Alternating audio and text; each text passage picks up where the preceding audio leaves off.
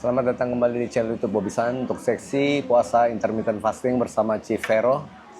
Ini ahli intermittent fasting yang bersertifikat dari Dr. Mindy Perez. Betul ya? Banyak orang berpikir gini, Ci, sejak tahu teori autofagi. Ya, autofagi itu adalah tubuh memakan sel yang tidak baik, ya seperti penyakit-penyakit, sampai katanya kanker, tumor bisa sembuh, ya kan? Regenerasi sel, ya. Dengan hanya 16 jam ya kalau nggak salah, dokter yang orang Jepang itu yang dapat penghargaan Yoshinori itu, Osumi. ya, itu katanya hanya 16 jam ya sih ya. Ada beberapa yang bilang 16, tapi ada yang bilang 18. ada 16, 18. Jadi banyak teman-teman saya bilang begini, nanti kalau saya sakit ya, saya langsung puasa aja 18 jam. Jadi biar saya langsung dapat proses autofagi gitu loh. Nah sedangkan saya udah puasa ini mau 3 tahun, saya ngalamin kalau puasa saya ada gejala autofaginya keluar ya, itu setelah puasanya strict banget sih, berhari-hari lalu nggak makan nasi gitu atau kurangin nasi ya kan, baru berasa autofaginya berasa. Autofagi berasa itu gimana sih? Kalau saya ya kok udah periksa ke dokter gigi nggak ada lubang, nggak ada karang gigi, kok mulut kok kayak abis sikat gigi nggak lama nggak enak. Ya kayaknya nggak, tapi nggak sampai kecium orang lain, mulut lu bau gitu, enggak gitu ya. Berasa kok mulut kita kok kayak habis makan belum gosok gigi, padahal kita lagi kondisi puasa gitu kan. Nah, apakah semudah itu? Ya ini sekarang saya mau tanya Ci Vero nih, ini pemikiran saya benar apa salah ya kan, makanya lebih baik kita kan cari info lebih banyak gitu ya. Nah, Autophagy ini memang digadang-gadang orang ya, karena banyak banget yang pengen dapat autophagy ini.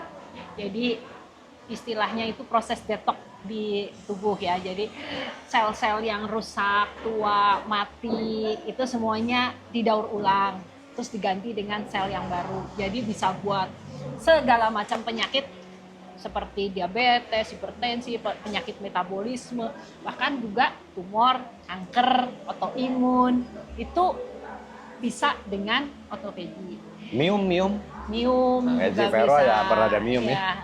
Oke.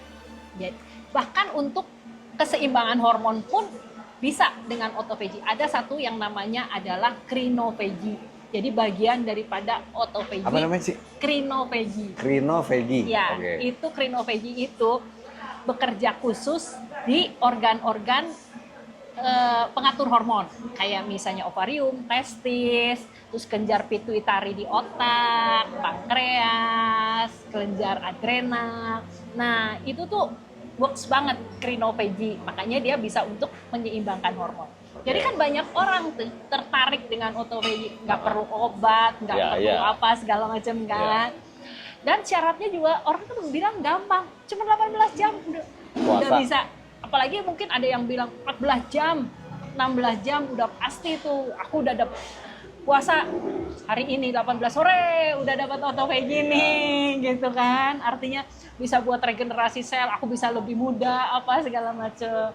Tapi bener nggak sih? Bener nggak udah dapet gitu kan? Karena kan autophagy sebenarnya kan kita nggak bisa lihat. Ya, kita nggak tahu. Dan penghitungan, maksudnya di labnya juga kita nggak bisa tahu apakah ini bener kita udah masuk autophagy atau belum.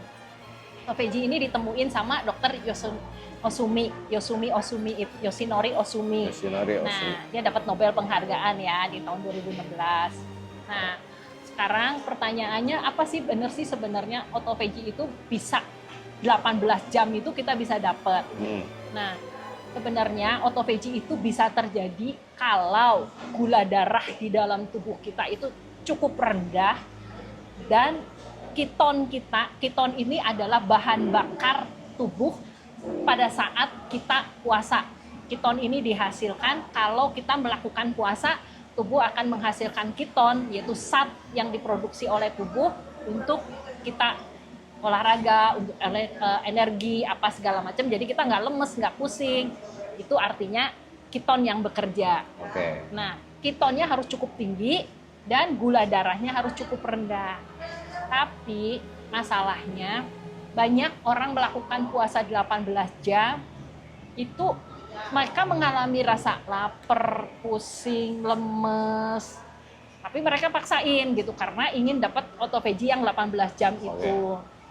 Padahal sebetulnya autophagy-nya belum terjadi. Karena apa? Karena mereka masih ngerasa lemes, pusing. Oh, Itu kalau tuh, masih ya. lemas pusing, autophagy nggak terjadi? Belum terjadi. Karena Oke. artinya kalau kita 18 jam dan masih lemes, pusing, artinya ketonnya belum ada. Oh, oke. Keton itu kan bahan bakar kita yang supaya jadi kita pindah dari sugar burner ke fat burner, kemudian pembakaran lemak ini akan menghasilkan satu senyawa yang disebut dengan keton.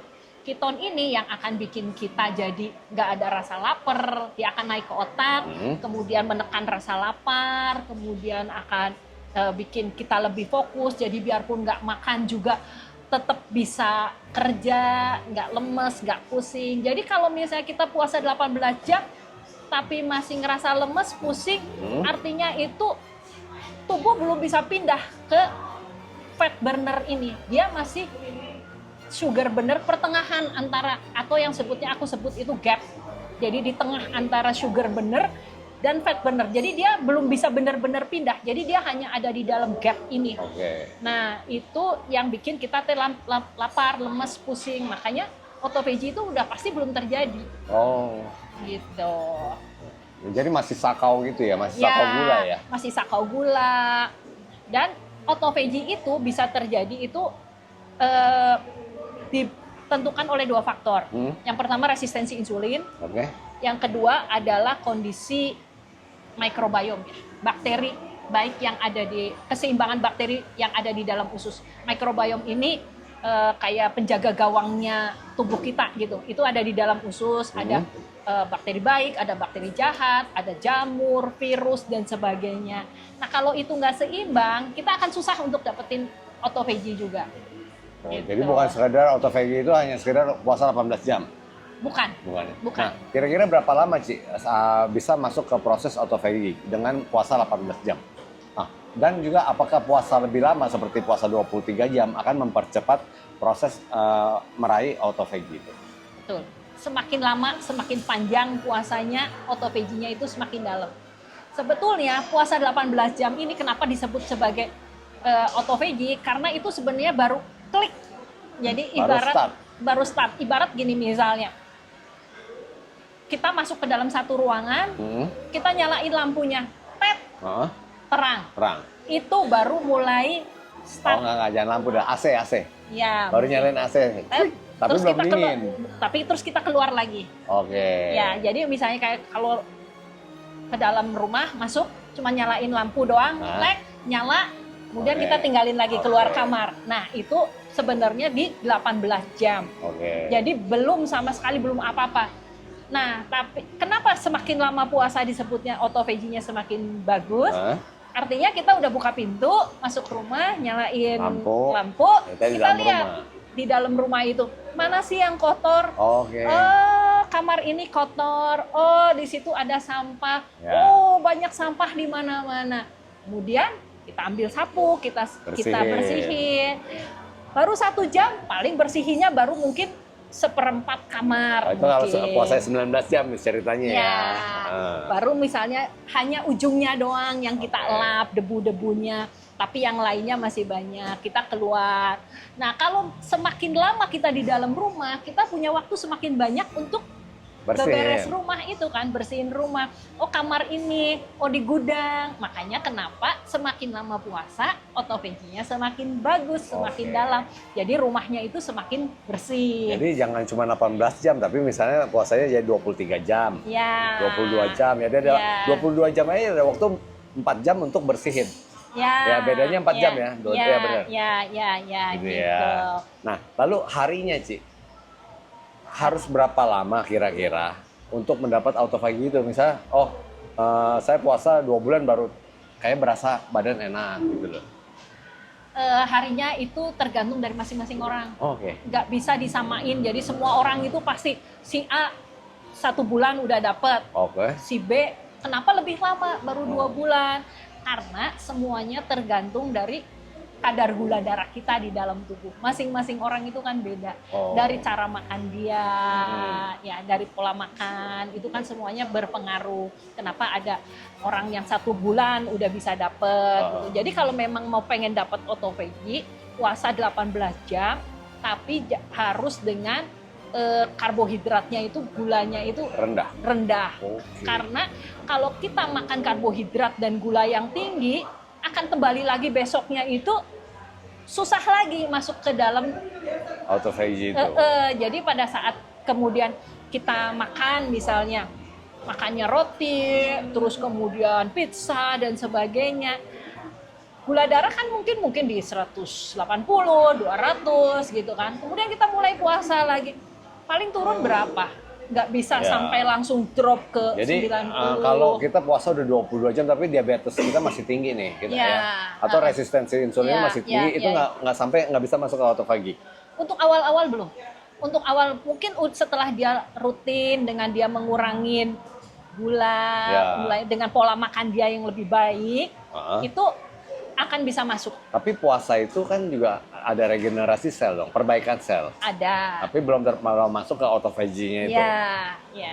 Ya, Oke. betul. Jadi autophagy itu nggak semudah orang yang bilang, "Ore 18 jam, aku udah pasti autophagy." Itu belum tentu. Tergantung dari masing-masing orang. Mungkin ada, kalau orang yang mungkin orang-orang dengan diet keto yang bener-bener strict, nggak makan gula, nggak makan karbo, dia akan lebih cepat untuk masuk ke autophagy-nya. Nah, keto dengan autophagy beda? Beda. Jadi ada satu yang namanya ketosis, yang satu lagi yang namanya autophagy. Oke. Ketosis belum tentu autophagy. Ketosis Tapi ya belum tentu autophagy, tapi kalau autophagy? udah pasti ketosis. Oke. Udah pasti ketosis. Jadi ketosis itu pintu gerbangnya masuk ke dalam autophagy. Jadi harus ketosis dulu, baru bisa masuk ke dalam autophagy. Jadi kalau kita mau autophagy, makanan itu penting ya. Jadi bukan Penting. sekedar hanya puasa 18 jam, bukan sekedar hanya puasa 1 minggu, Ya. bukan sekedar yang penting gue puasa makan apa aja boleh. Ya, Gitu bukan, ya. bukan. Jadi bukan. mesti ada pemilihan makanan. Nah, makanan apa yang disaranin, Ci? Kalau untuk autophagy itu sebetulnya adalah lemak baik.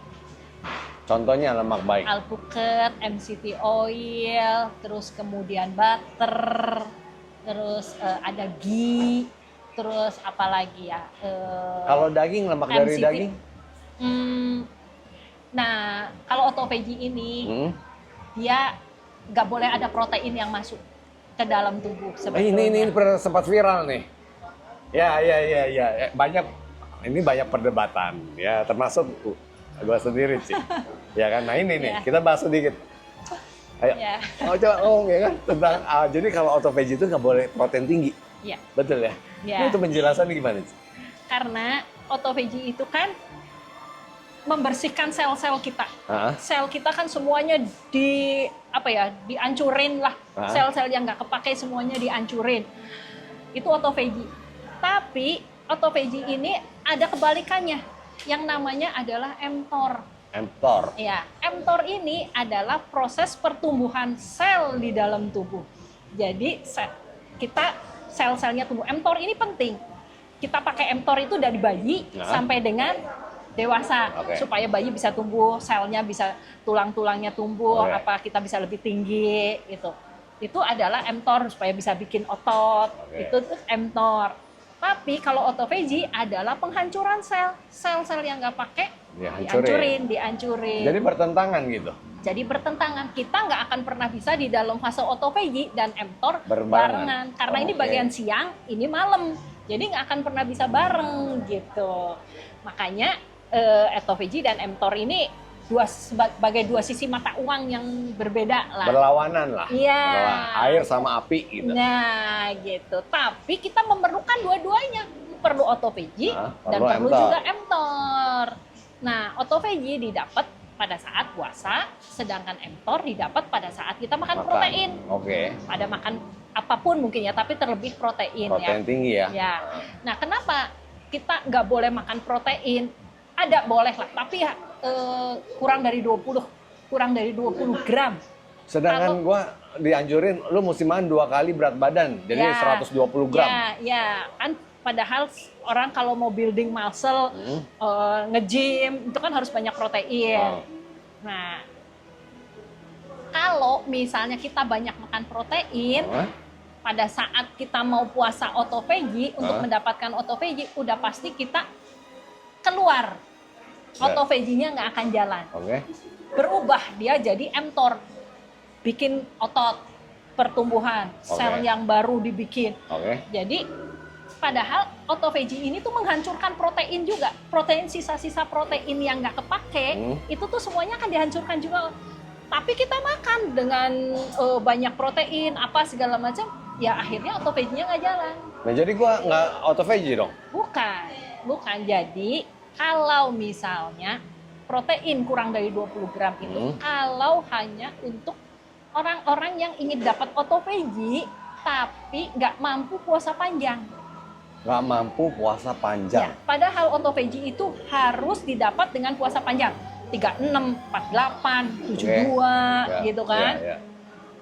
Terutama untuk orang-orang yang punya kayak autoimun, atau untuk yang cancer, tumor. Dia kan harus melakukan puasa panjang. Tapi dia nggak sanggup. Tapi dia harus dapat autophagy. Gimana caranya? Puasalah 18 jam, 20 jam, 24, misalnya dia sanggupnya berapa. Kemudian buka puasanya nggak boleh ada protein yang lebih dari 20 gram. Telur 1 misalnya. Dan perbanyak dengan lemak baik. Alpukat, MCT oil, olive oil. Dia cuma makan gitu dong. Lemak dari daging itu ada protein? Ada. Jadi nggak boleh. Nggak boleh. Butter hanya lemak. Butter hanya lemak. Tidak ada protein. Tidak ada protein. Ghee itu mirip butter. Ghee itu mirip butter juga ya? Itu dari hewan juga. Itu juga tapi, tidak ada protein. Hanya lemak. Hanya lemak. Jadi yang bisa mempertahankan autophagy itu hanya lemak baik. Karbohidrat dan protein nggak bisa. Jadi mungkin makan alpukat gitu ya. Telur hanya 1 atau 2 butir lah. 2 butir belum kayaknya. Harus kurang dari 20 aja. Harus kurang dari 20 untuk protein. Kalau buat gue yang makan sehari setengah kilo daging, telur 6 butir, itu kan udah pasti kan di atas 100. Tapi gue pengen autophagy. Nah, kalau kayak gitu, autophagy-nya hanya didapat saat puasa aja. Jadi, puasa berapa jam, Cin? Kalau memang polanya udah bagus, udah nggak makan karbo, mungkin ya 18-20 udah dapet ya. Kalau misalnya memang udah sering puasa gitu. Nah, tahu dapat autophagy atau enggaknya itu sebenarnya ada pengukurannya. Dari gula darah sama keton kita. Gula darahnya berapa? Gula darah itu harus di bawah 90. Pada saat sebelum buka puasa ya. Sebelum buka puasa harus di bawah 90. Dan ketonnya minimal lebih dari 1. Cara tes keton pakai apa? Darah? Pakai keton darah, alat ukur keton darah. Nah, saya kalau habis olahraga ya, kenapa gula darah saya sekitar 90-an? Padahal itu lagi jam puasa. Karena tubuh mengeluarkan gula. Biarpun kita aman. Karena tubuh ngeluarin gula buat kita energi, buat kita olahraga, buat kita bangun tidur aja. Pasti gula darah kita akan selalu lebih tinggi daripada siang. Karena tubuh menyiapin kita untuk aktivitas. Untuk buka mata, untuk bangun, itu kan perlu gula. Gula yang bukan gula pasir ya. Itu sebutnya kayak misalnya simpanan gula di dalam otot lah ya, glikogen kayak gitu kan.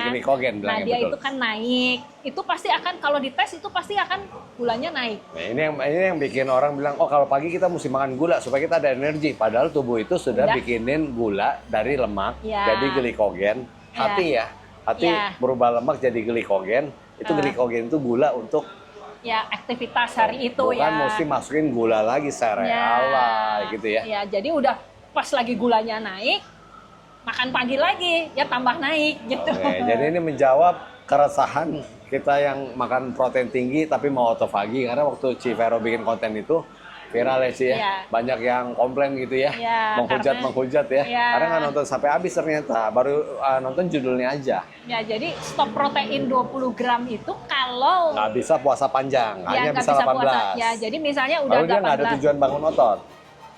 Nanti kalau misalnya dia memang ada tujuannya untuk bangun otot, buka puasanya kalau dia udah merasa cukup, dia boleh buka puasa dengan banyak protein. Jadi kalau maksudnya gini, kalau dia mau autophagy dulu, ya kan dia nggak bisa puasa jangka panjang, lalu dia nggak ada tujuan bangun otot, ikutin Civero yang makannya maksimal 20 gram protein. Tapi kalau kayak gue yang makan daging setengah kilo, telur, tapi gue pengen autophagy, itu mesti puasa lebih panjang. 18, 20, 24. Jadi pada saat puasa fokus ke autophagy-nya aja. Jadi memang harus imbang antara autophagy dan mTOR. Kalau kita makan terus selnya itu akan berkembang terlalu aktif, akhirnya bikin banyak penyakit kayak diabetes, kanker. Itu karena mTOR-nya terlalu aktif. Jadi supaya mTOR nggak terlalu aktif, imbanginlah dengan puasa. Pada saat puasa, autophagy-nya jalan, mTOR-nya jadi nggak maksudnya aktif. Civero, kalau kita makan protein terus, fokus bangun otot, tapi kita tidak puasa, Ya. itu bisa bisa membuka kesempatan tubuh tumbuh kanker. Kalau mTOR-nya terlalu aktif ya. Ya, Tapi jadi kalau kan kalau kayak binaraga sih banyak yang makannya makan sering, protein tinggi, makan sering dari pagi sampai malam makan terus gitu. Nggak ada puasa.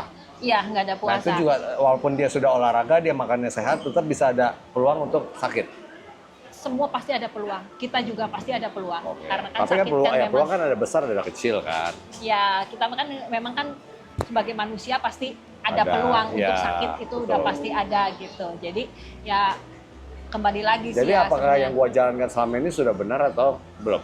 Jadi gua makan hanya 2 jam, protein tinggi, udah itu gua nggak makan lagi. Bener. Udah betul. Autofaginya tetap dapat bisa. Autophagy tetap dapat. Karena puasanya 22 jam. Ya, dan lagi kan udah berlangsung bertahun-tahun Ya, gitu ya. bertahun-tahun. Jadi maksudnya bukan yang cuman baru 1 bulan. Kalau untuk yang 1 bulan mungkin autophagy-nya belum ya. Tapi kalau misalnya udah bertahun-tahun itu karena ada klien saya juga dia puasa 18 jam, autophagy-nya juga udah mulai ada gitu, ketonnya udah terbentuk, terus udah gitu gula darahnya udah cukup rendah, jadi dia udah bisa masuk ke autophagy dengan puasa 18 atau 20, kadang ada 24, tapi memang belum dalam. Jadi kalau memang untuk mau penyembuhan kayak tumor, kanker itu kan harus dalam banget gitu kan si autophagy, makanya diperluin lebih dari 24 jam untuk supaya dapat autophagy. Ya, karena banyak orang misalnya punya sakit kanker atau apa itu kan nggak bisa puasa panjang ya. Ya dengan hacksnya dengan makanlah protein kurang dari 20 gram buat lanjut ke puasa berikutnya. Jadi misalnya 18 jam makannya cuman olive oil, MCT oil, kemudian telur 1, terus udah gitu dia lanjut lagi nih puasa sampai besok. Itu hampir setara dengan 24 jam puasa. Padahal di tengah-tengahnya itu dia udah diganjel dengan MCT oil, butter gitu makan, udah ada makan, tapi makannya lemak baik. Tapi kalau diganjelnya dengan protein, ya artinya autophagy-nya stop. Gitu. Jadi ini penjelasan tentang autophagy. Jadi gue sekarang tercerahkan gitu. Ya. Nah, buat teman-teman yang masih belum tercerahkan, ya, ini Civero ini buka jasa konsultasi coaching 101. Ya, jadi bisa untuk targetnya menurunkan berat badan, kesehatan, pengobatan, ya, masalah hormon imbalance. Ya, pokoknya apapun tentang puasa intermittent fasting terbuka jasa konsultan 101. Ya kenapa mesti 101? Ya karena setiap individu itu ternyata berbeda kondisi ya Ci ya. Ada yang puasa 18 jam aja nggak mau turun berat badan. Ada yang puasa udah 22 jam nggak turun-turun ya. Ternyata harus dibedah dulu kondisinya seperti apa, kesehatannya seperti apa, makannya seperti apa. Nah kalian cek Instagramnya Civero, nanti ada di bio-nya ada link untuk menghubungi Civero ya. Oke.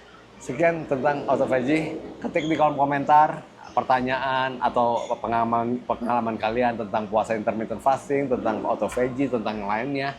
Dan nanti kita akan bantu jawab semaksimalnya. Oke? Thank you.